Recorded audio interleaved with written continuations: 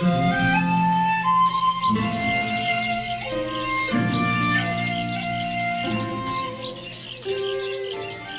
The lord.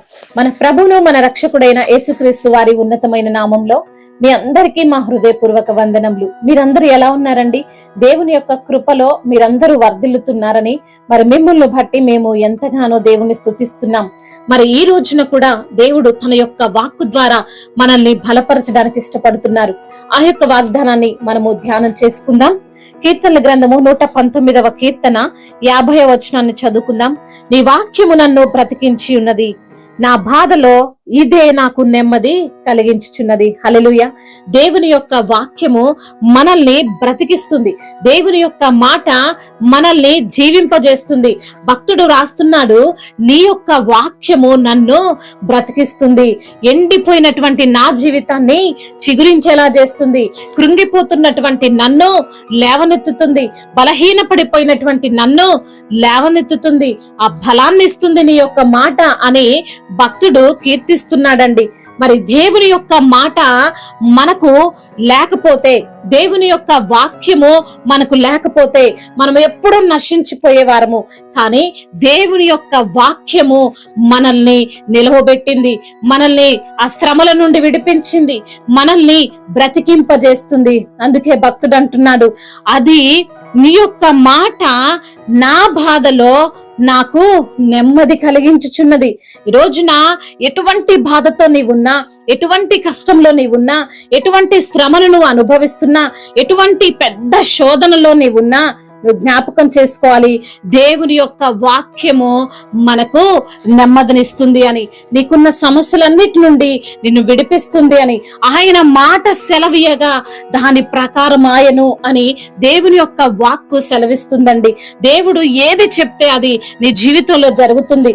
ఈ రోజున నీకున్న అనారోగ్య సమస్యను ఆయన గద్దిస్తాడు, నీకున్న బాధను ఆయన తీసివేస్తాడు, నీకున్న కష్టం నుంచి ఆయన నిన్ను విడిపిస్తాడు.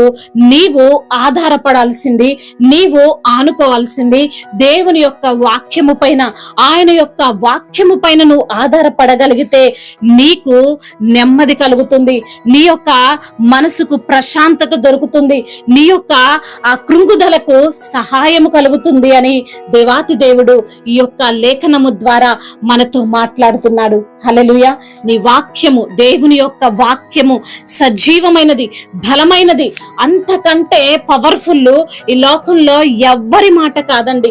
మనుషుల మాటలు నిన్ను కృంగదీస్తాయి, మనుషుల మాటలు నిన్ను హీనపరిచేవిగా ఉంటాయి. కానీ దేవుని మాట నీ ఎముకల్లో సత్తువనిస్తాయి, నీకు బలాన్ని ఇస్తాయి, నీ జీవితం పైన నీకు నమ్మకాన్ని కలిగిస్తాయి, నీకు నెమ్మదినిస్తాయని దేవాతి దేవుడు ఈ యొక్క మాటల ద్వారా ఆయన నీతో మాట్లాడుతూ నిన్ను బలపరుస్తున్నాడు. మనుషుల మాటలను పట్టించుకోవద్దు, దేవుని యొక్క వాక్య ప్రకారంగా నువ్వు జీవించు, నీ జీవితాల్లో నువ్వు అద్భుతమైన కార్యాలను చూడగలుగుతావు. దేవుడు ఈ మాటలను దీవించునుగాక. వాక్య భాగంను బట్టి ప్రార్థన చేసుకుందాం. ప్రతి ఒక్కరు కూడా ప్రార్థనలో ఏకీభవించగలరు. ప్రార్థన. మహాశక్తి సంపన్నుడా, మహోన్నతుడా, కృపా కనికరములు కలిగిన దేవా, జీవాధిపతి, మీకు స్తోత్రాలయ్యా. భక్తుడు కీర్తిస్తున్నట్లుగా నీ వాక్యము నన్ను బ్రతికించి ఉంది, నాకు నెమ్మది కలిగిస్తుంది అని భక్తుడు కీర్తిస్తున్నాడయ్యా.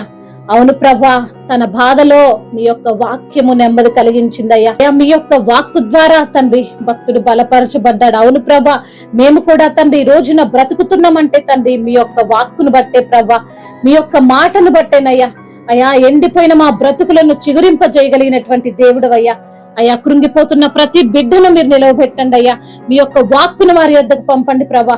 వారికి ఉన్న అనారోగ్య సమస్యలు, వారికి ఉన్న ఆర్థిక పరమైన ఇబ్బందులు, వారికి ఉన్న కష్టతరమైన పరిస్థితులు అన్నిటిలో నుండి తండ్రి వారిని మీరే లేవనెత్తి మీ నామానికి మహిమకరంగా వారు తండ్రి మిమ్మల్ని మహిమపరిచే విధంగా వారికి ఉన్న సమస్యల నుండి విడిపించమని అయ్యా, మీ రోజంతటిలో ప్రభా అయ్యా వారు తండ్రి మిమ్మల్ని బట్టి స్తుతించాలి, మీ నామాన్ని బట్టి గణపరచాలి ప్రభా.